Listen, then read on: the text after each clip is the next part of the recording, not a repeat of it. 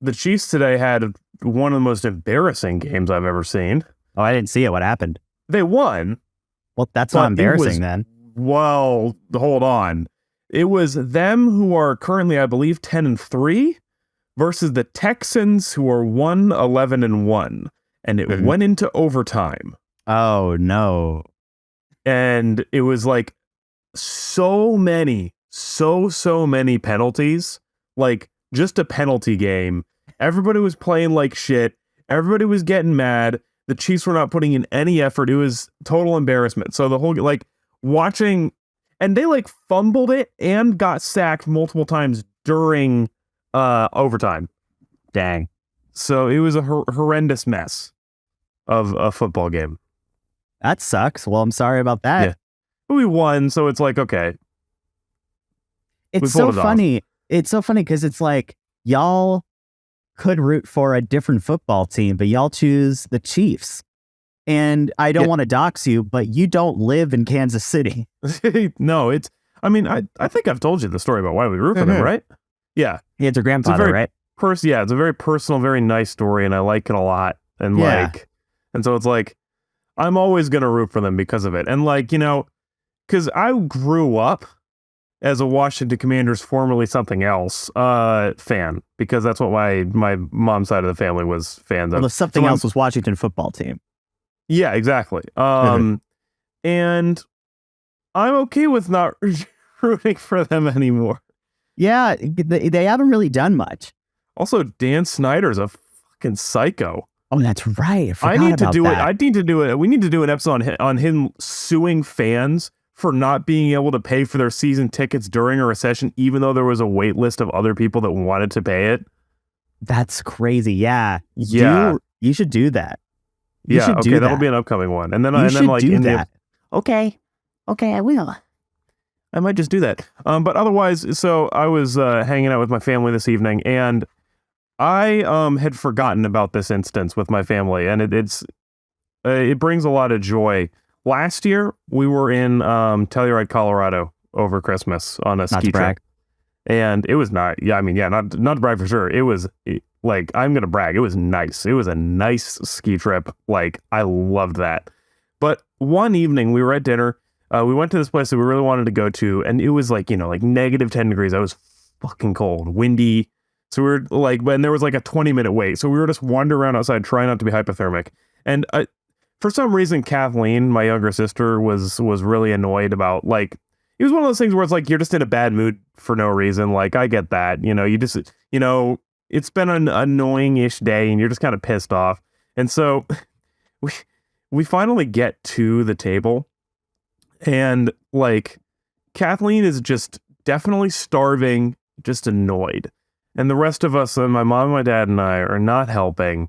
And she's sitting there pissed. And my dad just decides, I'm going to push her buttons. And he takes out his phone and just takes a picture of her face. What? And like he just like takes a picture of her sitting across the table from him. And she gives the camera the angriest look I've ever seen a human being make. I have never seen more pure rage in a human being's eyes than that exact moment that my dad caught on camera. And it is so fucking funny. It was so funny, in fact, that like, seeing that picture turned Kathleen's mood around. Seeing how hilariously angry she was being fixed her mood and fixed the mood of the rest of the evening. Is there any way to acquire this photo and to put it on top of the video version of this podcast? I will ask my dad for it, and he will send it to me, because it is so, I mean, you will see it, and you will be like, whoa. Oh my God. Incredible. I think your photo in my phone for like contacts is a photo I took of you in a drama class that we took in high school. Interesting. I want to make sure that you're... Hold on, let me blur out. Does this look familiar to you? If it'll... It is not coming up. Ah, shoot. Oh, just send me a screenshot really quick. Yeah, hold on. We're probably going to edit this down anyway, because... Yeah. No, I'm going to do it the hard way. Yeah, hold on. Refuse to do it. See, I'm going to make this super interesting and just be on my phone the entire podcast. And new podcast theme. Does that photo look familiar to you as it is sending? Let's do this. I don't remember this. Really? Tell me what it is and I might remember. I think it was either, it was definitely drama class. And I just took it and you hated it. And I was like, well, that's awesome. That's my photo for you now. I don't remember the context, genuinely. It's a funny picture. Yeah. And it's back when I had see it and you'll laugh. Kind of short hair. Like, that wasn't great. I had some not excellent haircuts in high school. So. Oh, yeah. Got him. You don't have to back me up on it. That's not something I wanted your Woo! Nah, your hair was fine. Are you saying like do you not like your hair in high school? I thought it was fine at the time, but like somebody will send me like a Snapchat memory from like 7 years ago. And I'm like, oh, what the fuck? There's one that our friend Kim likes to send me of me trying to flip a water bottle, and I didn't put my hair up that day, and it looked extra stupid. Hey, extra dumb. High school, nothing matters. It's all forgotten. This is true. Exactly. Yeah. It's like they tore that building down. High schooler now. Yeah, exactly. The building has no memories because it doesn't exist anymore. Thank goodness. Building was dinky and sucked. The new one's a lot better. Yeah. I went into the lobby and then they said, you can't come in here because you didn't apply to come in or something. It was weird. Yeah. So. Oh, wonder why that is. Let's. Oh, yeah, true.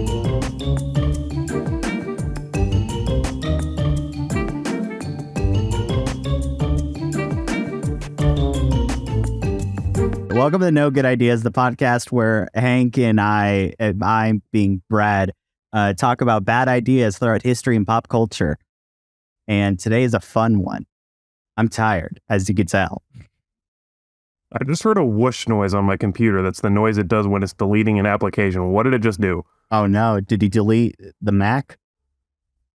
Your computer's just gone. I'm assuming an Adobe product just updated because they just like update themselves at random. Yeah, that makes sense. Open, that's the case. Oh, I have two different After Effects. Yeah, okay, it was After Effects. Yeah, they're updating. Anyway, I just was a little bit like, that would have been bad.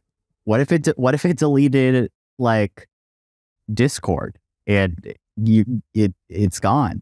Anyway, welcome to the podcast. Yeah, welcome to the podcast. It's being extra funny tonight. It's gonna be a rough one, guys. I'm tired. Really? Yeah, it's gonna be fun because it's later here and I'm not that tired. Folks, today's episode, should I just jump into it? Should we? Yeah, let's just go for it. Let's just go for it. Let's just go for it. Today's episode of No Good Ideas will be presented in state-of-the-art smell-o-listen.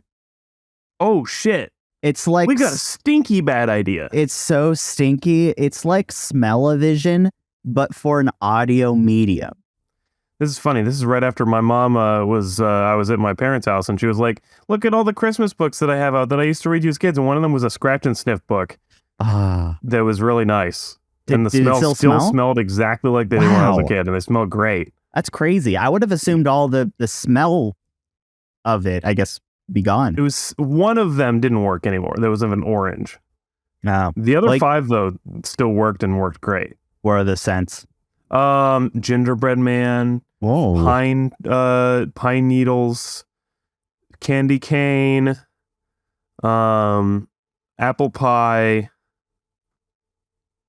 Dang, so I'm liking on the other one. It's all like Christmassy scents. Yeah, it was a Christmas bug. You could do without the orange then. That's the least Christmassy one out of the bunch. Yeah, well, this is like an old book. It was like a reprint. Book was printed in 1998. That's what's crazy. It still smells good. Wow. Even though it's printed in 1998. But this was also, that book was like a revived, I think it was written in like the 60s. So this is back when, orange for Christmas. Hell yeah. Dang. We took out a loan for this orange. Yeah, exactly. Back when that was exciting. Mm-hmm. Which honestly, nowadays, now that I'm, not a child, dude, you give me an orange for Christmas? That sounds awesome. I ate a pear today. I love pears. I can never get them when they're ripe.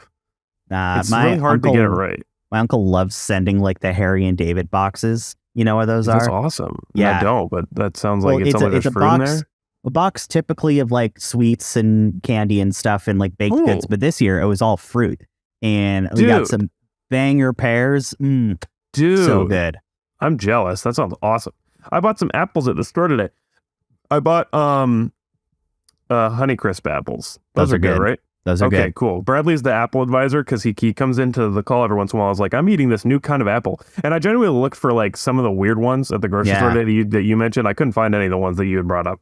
My favorite, as the one I was eating last night, was Cosmic Crisp. And I just don't think they're that far out yet. Maybe they are. I'm not too sure. But dang, they're good. Anyway. I hope they get there. But yeah, so stinky bad ideas. We've talked about we've warmed up with some nice smells and nice ideas. Yeah, but this episode is a smell-a-listen, like smell-a-vision, but for an audio medium. Please take out your no good ideas with Brad and Hank branded smell-a-listen aroma cards, and when instructed, scratch and sniff the correlating number on your card to get the full experience. Please tell me this is a real thing you have an actual plan to distribute, because this sounds fucking awesome. Speaking of full experience, I sure love experiencing a nice hot cup of freshly brewed coffee. Scratch number 2 on your card now. Dang, that smells excellent. Delicious. Smells just like Java in the morning. So, you know what I'm talking about with this like smell-o-vision thing, remember? It's like a movie gimmick, trying to incorporate sense. Yeah. It's like just like kind of add another dimension to your perception of this film. Right. And that's basically what we're going to be talking about today. We're talking about movie gimmicks, baby. Movie gimmicks. Oh, this is going to be fun. Yeah. This is also, I think this is good timing because we are currently in the early run of what I'd say is a pretty gimmicky movie. I'm excited to see the gimmick, but Avatar 2 is currently running, and I'd say those movies are kind of gimmicky in the sort of like the real intense, like it's just about the visuals. Like, I don't say that as a bad thing that they're gimmicky like that, but they are. That's the funny thing about that movie. I've heard reviews, and all of the reviews have been, it looks great. It looks fantastic. And I haven't heard anything about the story. That's so unsurprising though, because it seems that his strategy with the Avatar movies is just make a basic ass story, and then make it look crazy. And I'm excited. I'm gonna go see that on IMAX. I'm really hyped. Yeah, I mean, I gotta go see the first one. I saw it in 3D as a re-release, and it also looked really good. It looks better than literal Marvel movies that have released this year.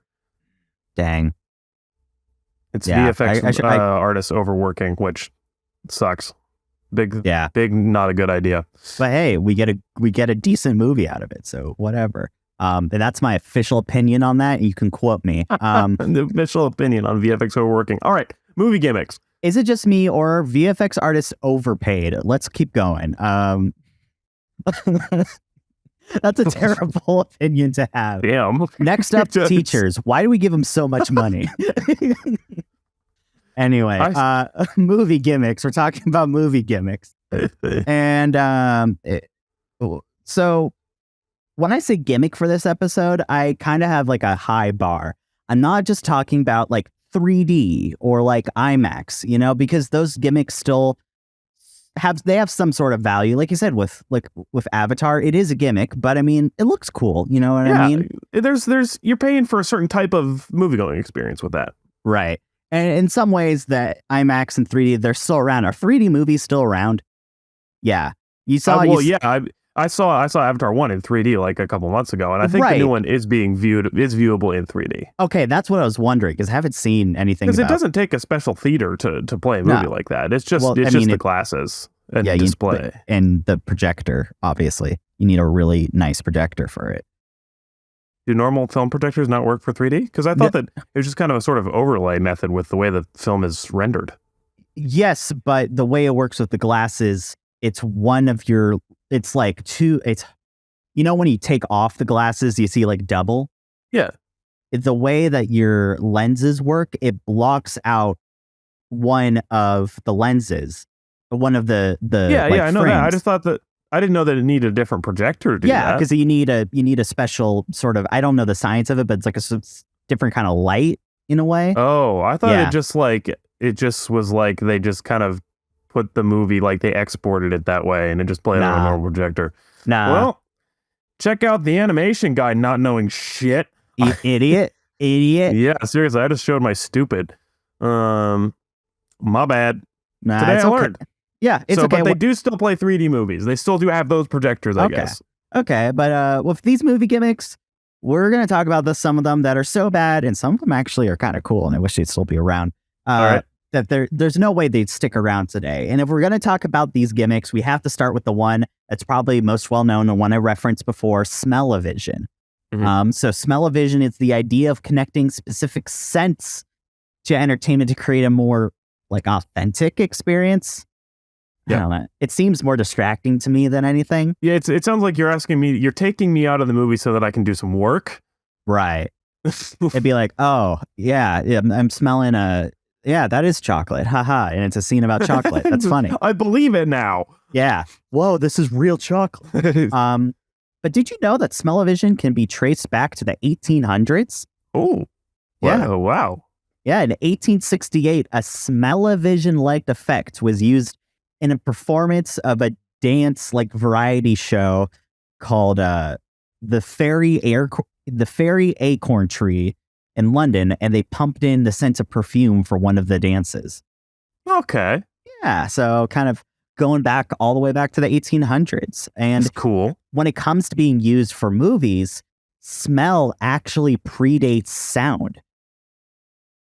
They experimented using smell before sound. Now, that makes sense, though, because in terms of a person who doesn't understand, I still don't understand how the thing make the sound. How a speaker makes sound baffles me, and I will never understand it. Mm-hmm. But how a thing make a scent, put some juice in the air that smells like that. I don't know. Like, that sounds pretty simple to me. Right.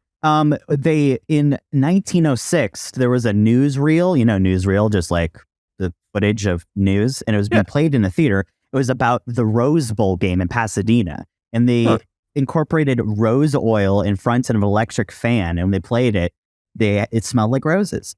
That's so cool. Mm-hmm. Yeah, and I think that's seriously that's exactly why. Like, seems pretty simple to engineer that, so it makes a lot of sense. Even though it seems so crazy because smell is not a part of film nowadays. But sound is very much a part of film. Mm-hmm. But interesting. Yeah, I found that was like the most interesting thing I found. I was like, whoa. But the first real time that like scent-o-vision is what it was called, was being marketed as part of a movie, can go back to the 1939 World's Fair with this guy named Hans Laub. I'm assuming that's how you pronounce his name. He was able, this is crazy, he connected pipes throughout the theater to pump out scents to individual seats, and he could control the timing of the scents with, quote, as quickly and easily as the soundtrack of a film produces sound. So you have this entire system of pipes throughout the theater. That's almost like, if he's controlling it live, that's like almost like a live performance kind of thing. It kind of is. Cool. Yeah. I like that. But a lot of people didn't think of it like that, because you can't really drum up enough interest of the technology, because it's kind of distracting. Let's be real.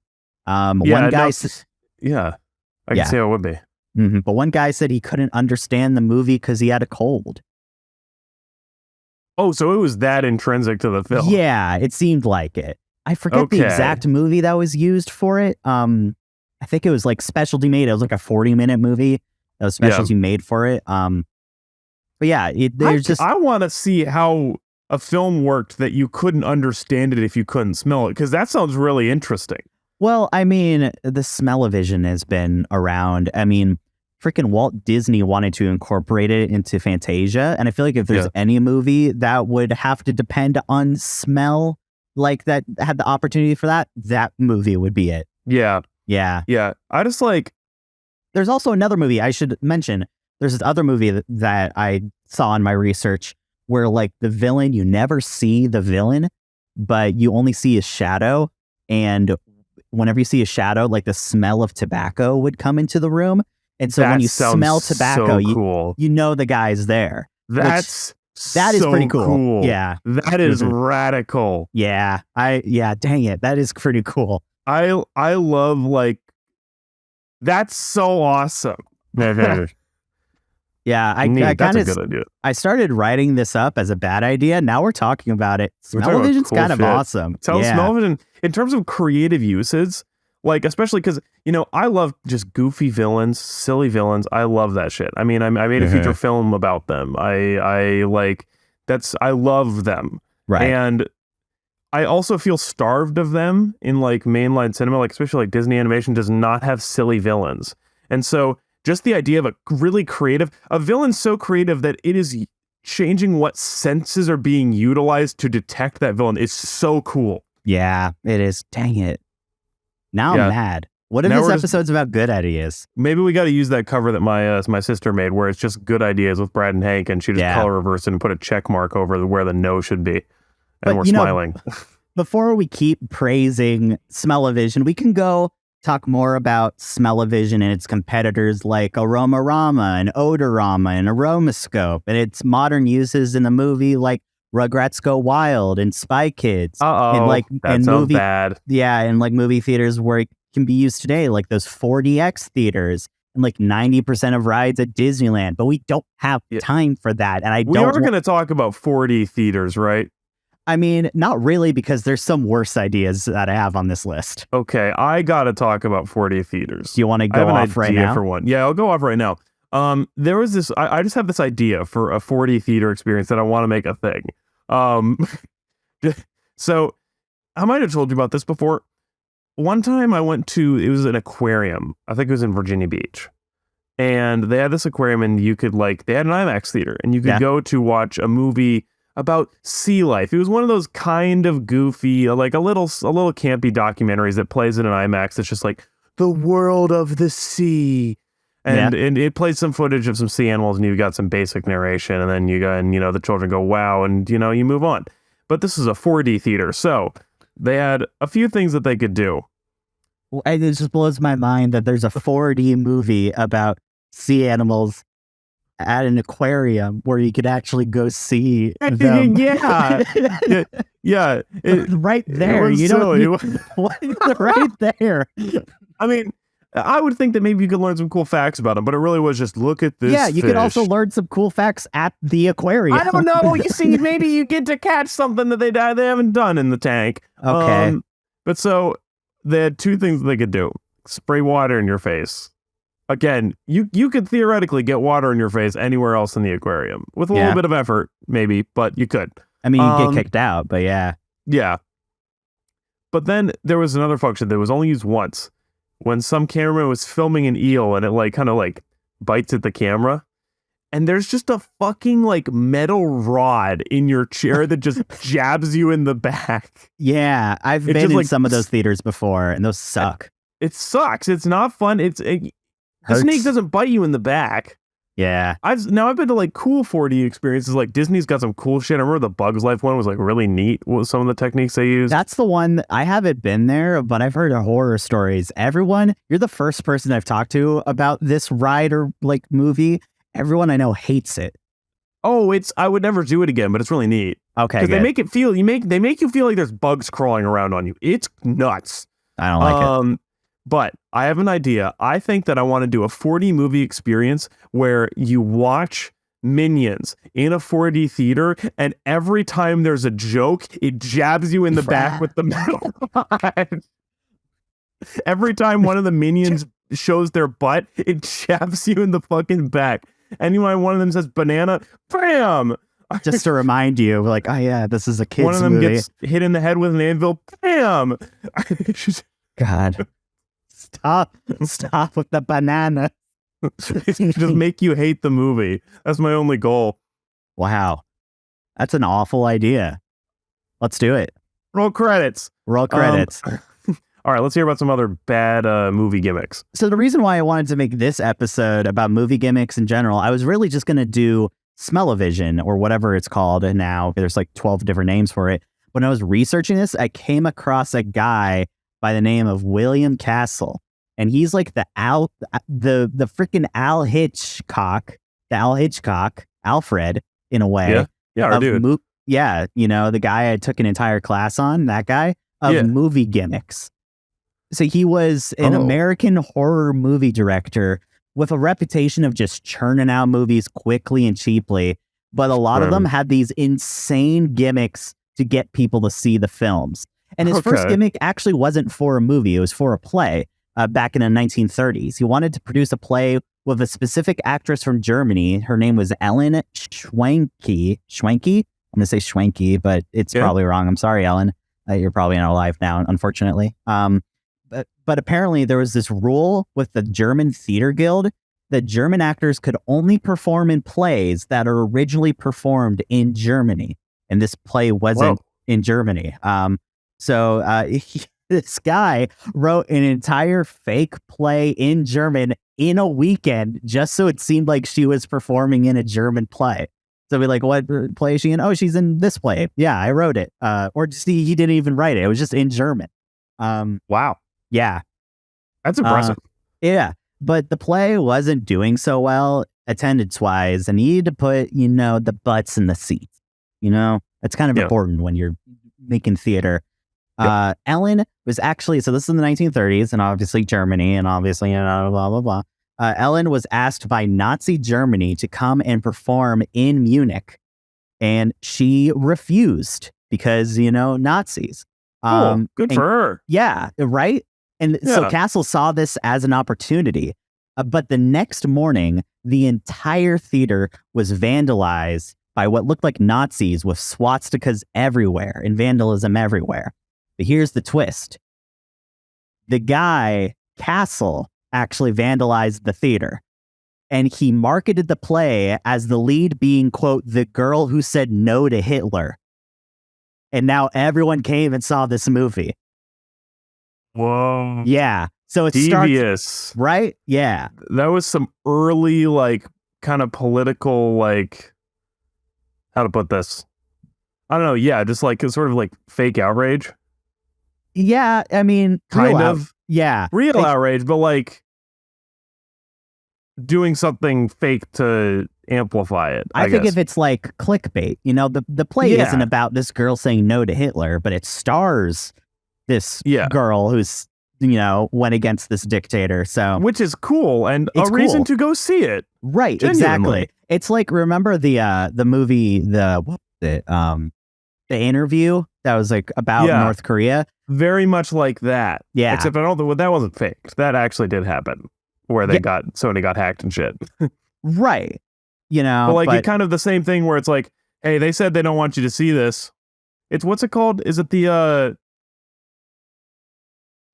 what's the rule or the effect? Is it Streisand effect? The Barbra Streisand effect? Yeah. Yeah. She didn't want people to see photos of her house, so everyone kept sharing photos of her house. Yeah. Yeah. Exactly. So throughout the 1950s, he would go and incorporate these types of gimmicks into his movies to get people to go and see him. Another gimmick by Castle was the movie The House on the Haunted Hill. It was presented in Emergo. And he said elements of the movie would leave the screen and go and interact with the audience. In reality, he really meant he had a skeleton with red eyes connected to a wire dangling from the ceiling. That during the climax of the movie would come out and fly around the audience. And kids would throw their concessions at it, trying to knock it down. And then going back to It's Tough to Be a Bug, there's this one movie called The Tingler that was being shown in Percepto. These names are awesome. They're really good names. They're really great. There's this monster character in the movie that attaches the people's spinal cords. And the only way you can get rid of it is by screaming. And in the finale of the movie, spoiler alert, if you want to see this movie, I don't know what. Yeah, okay. So in the finale, the monsters escapes into the actual theater audience. And some of the seats this is insane. Some of the seats in the theater were equipped with military surplus plane wing de-icers that would vibrate the back of the seat, making it seem like the monster was on your back. Kind of radical. Yeah. Military equipment, questionable. But conceptually, that's pretty fucking cool. Especially if you tell them the only way to get rid of it is to scream. How to amplify a theater experience. Right. And the way that it seemed like it was going off like one seat at a time. So it was like traveling through like the audience.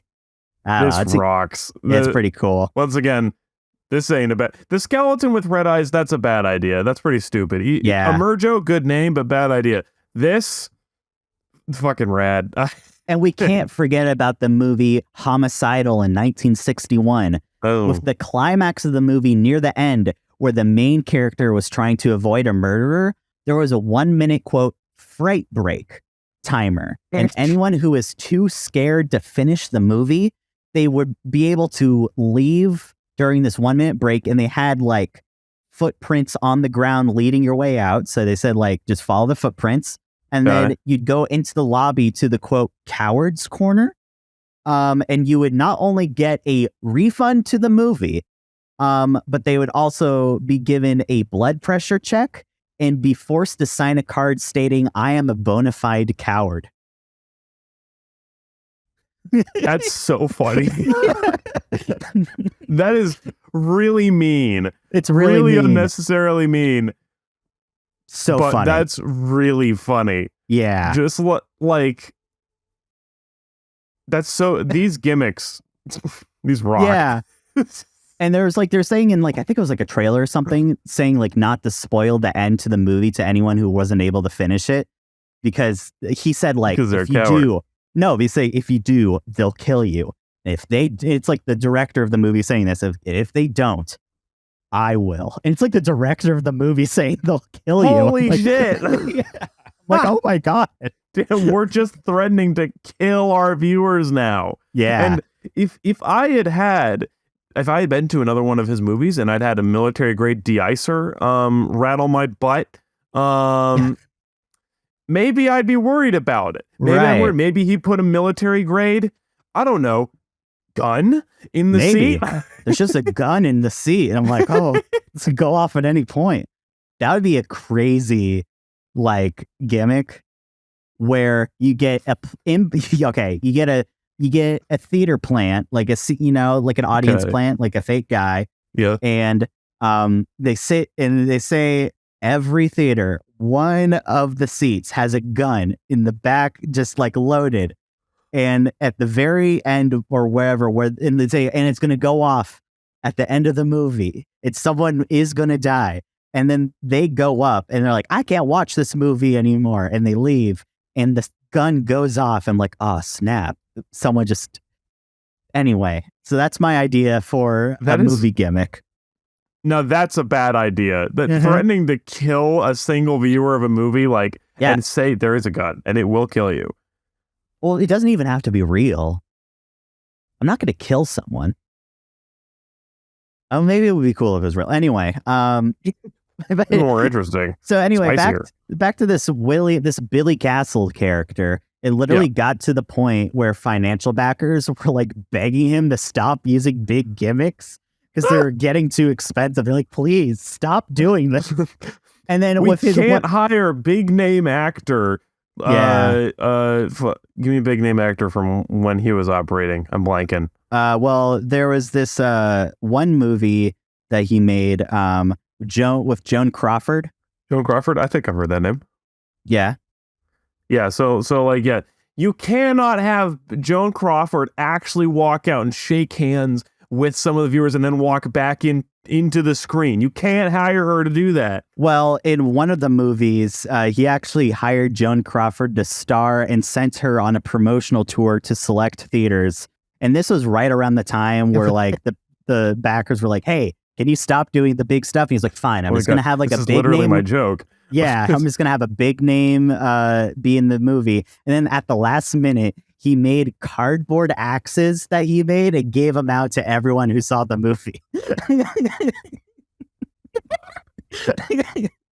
It's like, you can't tell me what to do. This guy is awesome.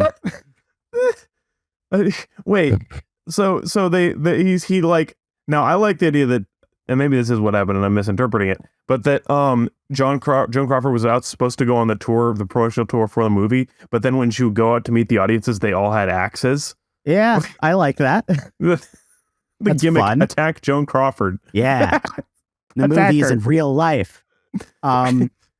So these gimmicks were like for like older movies though, and I feel like I feel like when it was back when it was more common, when movies were new and be like we could do anything. Yeah, exactly. It's like the metaverse now, and somehow we've just taken VR and made like, well, what if we could do like work? And I'm like, no, I want to play video games. Yeah. It blows my mind. We take this really cool like medium that you could do like anything with. We're like, what if we work on it? I'm like, no, you can do anything else. I don't want to work on that. I want to work in person, actually. I don't even like doing it online. Exactly. I'm with you there.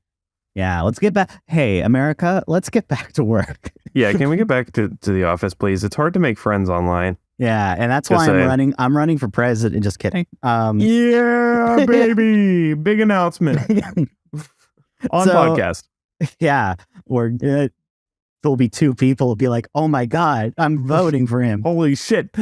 So these are older movies. Let's talk about some more modern ones. Okay. Like for example, and this isn't too much modern, but I think of the movie like Clue. You've seen the movie Clue? Yeah. Back Tim when Curry? Back, spoiler alert for Clue, and I actually mean this because go see Clue if you haven't. It's fantastic. Yeah. But at the end of the movie, if you watch it on like home video or on streaming, they have the ending and be like, well, what if this happened? And then what if this happened? And the reason why they did that is because when it was released in theaters, you had the chance of seeing one of those endings, and it changed depending on what theater you were in. So you could see it multiple times and have a different ending. Yeah. That's awesome. And they actually do this. It's the same thing with the sequel to the movie Unfriended Dark Web, where there was two endings and you could go back and see the other ending. But that means you would have to see Unfriended Dark Web more than once. So it's not worth it. I'm taking a guess that it wasn't good enough to see more than once. Yeah. And then I'm going to end with this big one. This one is pretty crazy. There's this movie called 100 Years. It was announced in 2015. It was written by John Malkovich and directed by Robert Rodriguez. And it features a song by Pharrell Williams. So big names attached to this. Yeah, this is no small thing. International, like, stars, like movie stars from all over the world, like the biggest in each country. It's a short film, but it's a film that was created as a partnership with Louis XIII Cognac. And it will release on November 18th, 2115. What? And so I'm assuming that the cognac is aged 100 years? I'm guessing. And that's the gimmick? Yeah, and it's currently being held in a high security safe behind bulletproof glass and is being branded as the movie you will never see. And they're planning like a full premiere for it. Everyone involved in the movie has tickets that they can give away to this event, and it'll be officially released on their deathbed, and it'll be released in 2115. 100. Kind of mad I won't see that. That's kind of cool. Yeah, I'm mad too. I think that Robert Rodriguez seems like a cool guy. Yeah, that makes campy shit, and I want to see it. Made Spy Kids. Yeah, he made the Book of Boba Fett. That was kind of rough, but I don't think it was his fault. I didn't know he made that. Yeah, that was what's crazy, is that everybody's like, why is the Book of Boba Fett look so campy? It's like, they did hire the Spy Kids director to do this. He has some campy sensibilities, and I like that personally. I think that's great and should have a place in Star Wars, but other people didn't. I think the writing is what sucked, and that's not his fault. Well, all right. Anyway, this is a Star Wars review channel. There's another one now. This is the 90th Star Wars review podcast. I'm turning it into that. Anyway, so that's a cool gimmick. Yeah. However, it's also a frustrating gimmick because I don't get to see the payoff to that. Right. Most likely. Yeah, but rats. Yeah. There's also I remember reading in Nick Magazine. Remember Nick Magazine? That there's this one song that's being played and it's orchestrated to last 100 years. And you could go to this one place and it's being played for 100 years. That sounds cool. Yeah, I feel like something like that could be done pretty easily with AI, machine generation. Or you could just make a song and make it 0.0000001% speed and just press play. And I mean, you could just make a song and then just loop it, and as long as it doesn't stop, it technically could be that song. That is true. So true. Not hard. Yeah. It's not as impressive as I thought it was. Anyway, yeah. But those are some movie gimmicks. Which one did you like the best? Well, I think the name Emergo is awesome. Yeah. But that was the worst idea out of these, I think. That was the skeleton dangling. Yeah. The Fright Break, I think that might funny. be my favorite. Because it's so funny. It doesn't require any interaction, but it just makes the viewers feel good about themselves for staying. Right. Or it makes it so that you get to publicly shame someone, which is activating people's neurons that haven't really been used since like tarring of feathering went out in vogue in like the late 1700s. So let's bring back public shaming. Yeah, dude, just like putting people in the town square in those wooden and I'm not talking barricades. Like online cancellation. I'm talking like, let's bring it to the town square and everyone be like, yo, you suck. And throw fruit at them. Throw fruit. Involve throwing fruit. Yeah. Dude, Elon Musk, if you're listening to this,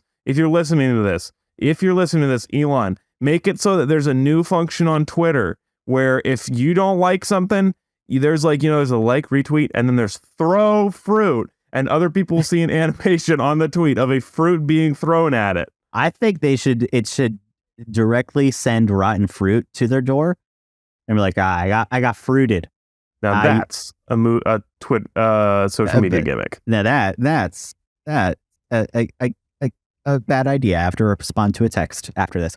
Anyway, let's go to, speaking of bad ideas, let's go to good idea, bad idea of the week. This is the part of the podcast where we talk about good and or bad ideas that have impacted us this week. And Hank, I'm allowing you to go first while I'll take a sip of this beverage. Excellent. I think for my good idea, I know that this will be out by the time that this releases. I think it's not out on Netflix yet, but Glass Onion, Knives Out, Glass Onion. It's definitely I got to see it in theaters. Yeah. Well, in its limited run.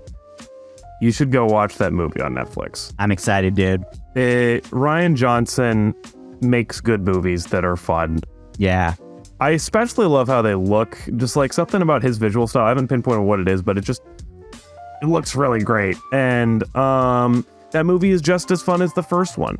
It's just a fucking blast. So I'm excited. Watch that movie on Netflix. Don't miss it. There's more coming out. I cannot wait. It's really exciting seeing a new IP emerge. Yeah.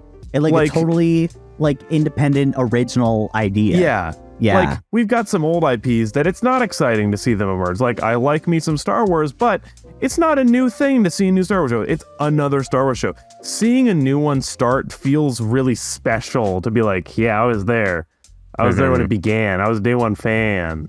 Yeah. I didn't exist for, 20 odd years after Star Wars started. So I wasn't able to be there for the origination of that. So it's like me with the Kraken. Baby, go Kraken. Yeah, you get to be the day one fan. I was day one. I've been a lifelong Kraken fan. Speaking of that, they're playing right now. I'm going to do a live check-in and see how the Kraken are doing. How are they doing? Let's see. So my team today played a game that...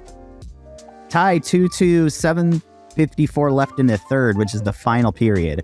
Oh, shit. I am definitely watching this after we're done. It's a game. It's a good game. Yeah. Nice.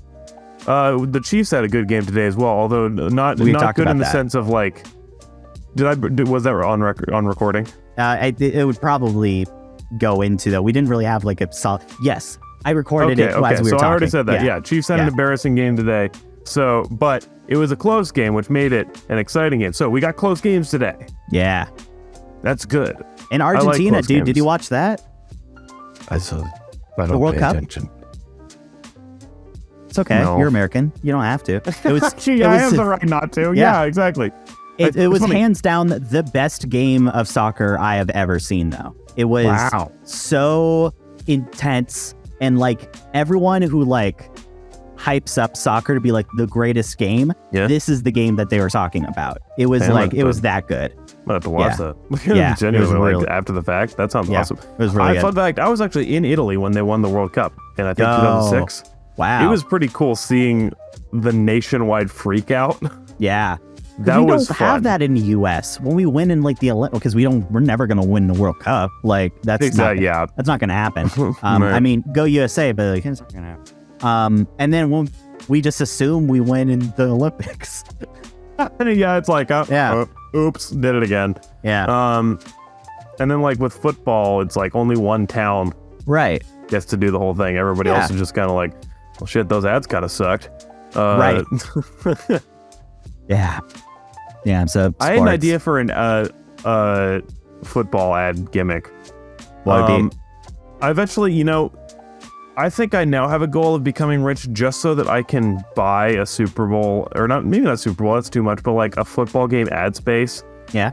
There was some ad that started where it was like, the school winter play was going really well, and then my mom, we recorded it. We started watching a little late because we recorded it so we could skip some ads, and then my mom started skipping. But then I was like, I think it'd be funny if like I just bought an ad spot and it was like the school play was going really well, and then the lead actor was hit by a truck, and then it's just a picture of like some kid, and it never advertises a product. It's just a product. What? And it just like an in memoriam thing for some kid that doesn't exist. People would go insane. Just throwing a curveball at like people who expect a comfortable ad watching experience would be really entertaining. Yeah, it'd be weird. It'd be something. Like seeing people just like, wait, what was that an ad for? Nothing. Yeah, nothing at all. Let me talk about my good idea of the week. Sorry, I've been going on. That was another. I've talked about multiple shitty hypothetical ideas. I have Minions with getting jabbed in the back by a metal rod. Yeah. A shitty ad that's for nothing where a kid just dies. Yeah, strange. I'm on the no good ideas streak today. You're on the naughty list. It's December 18th as we're recording this. Oh shit! I don't want. Yeah. Okay. Well, give me another good idea so maybe I can get back on the good list. Poppy. We're talking about Poppy, dude. Prebiotic soda. It's soda infused with apple cider vinegar for that prebiotics. Get your gut health all checked. Yeah. And dude, it is so good. It's a little more expensive than a regular can of soda, but you go down to whatever, Albertsons, Whole Foods, wherever you got, and you go and get Poppy. My favorite flavor, they have this one called Doc Pop, which is their version of Dr. Pepper. It is 15 calories, 5 grams of sugar, tastes exactly like Dr. Pepper. And it's all natural ingredients. Like they have stevia, I guess, which is the one thing. Well, I mean, that is still natural. But yeah, it's so good. Dang, and so it doesn't taste like kombucha-esque?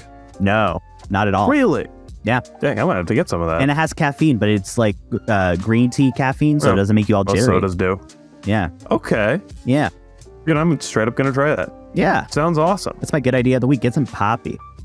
Okay. Yeah, Poppy, if We've you're got listening, a movie and a product sponsor us. endorsement. Yeah. Yeah, seriously. Glass Onion sponsors. Glass Onion has also had some really good product tie-ins. I've been continually impressed. We played Among Us last night, not to brag, and they had like a tie-in there, didn't they? Yep. Which makes total sense. Yeah. Well, it'll make even more sense when you see the movie. Yeah. It's funny. It's good. Anyway. And then Outback Steakhouse. I went to Outback Steakhouse for my friend's graduation. I thought you were saying Outback Steakhouse was your good idea of the week. I'm like, all right, weird curveball here. Another one. You get a second one bonus. Yeah. No, we went to Outback Steakhouse for after my best friend's graduation. London. He got his master's. London's been on the show. He got his master's. Go Shout London. Out. Good idea of the week. Get your master's. And everyone go out and get your master's. Go out and get a master's real quick. What's stopping you? Anyway, there was a baby that got a doctorate. Didn't deserve it. Not at all. No. But so we went to Outback Steakhouse afterwards, and they have a promotion for Who Murdered the Bloomin' Onion for Glass Onion, and it's a promotion where I'm just gonna straight up give them the promotion advertising here because I think it's hilarious. You go and you buy a bloomin' onion, and then if you send them a video of you destroying the receipt, destroying the evidence of the first bloomin' onion, you get a second one free. That's so funny. Also, bloomin' onions are the most unhealthiest thing on earth. Yeah. So getting 2 bloomin' onions is like, that's murdering like, your arteries. Yeah, that's murder right there. But that is so funny. Yeah, I was like, that's really great. And so they've got like a whole diagram about destroying the evidence. So, and you get people to film attacking a receipt. That's funny. Yeah, that's funny. Wow. Good cause. That's really good. I like that. Yeah. So Glass Onion has had some great product tie-ins. Another testament to that being an excellent movie. Yeah. Speaking of product tie-ins, let's tie in some personal products that we have with us in social media. Hank, where can we find you? YouTube.com/HankFarr. Check out all my animation and film work. Check out my video game Little Brother's Turn on Steam. And check out my Lego hobby building at Faraway Bricks on Instagram. Nice. Bradley, what about you? What are your product tie-ins? My products are at Bradley with an E on Instagram, YouTube, TikTok, Letterboxd, maybe Twitter. And you can go to brad.rocks to see everything that I really have ever done. And you can review this podcast, No Good Ideas with Brad and Hank, 5 stars wherever you can or review less podcasts. If you want to be honest, but nope, 5. We'll cry. Please give us 5. It really, if you give us low, it doesn't help us algorithmically. We'll so no, and we will cry, but on really, mic.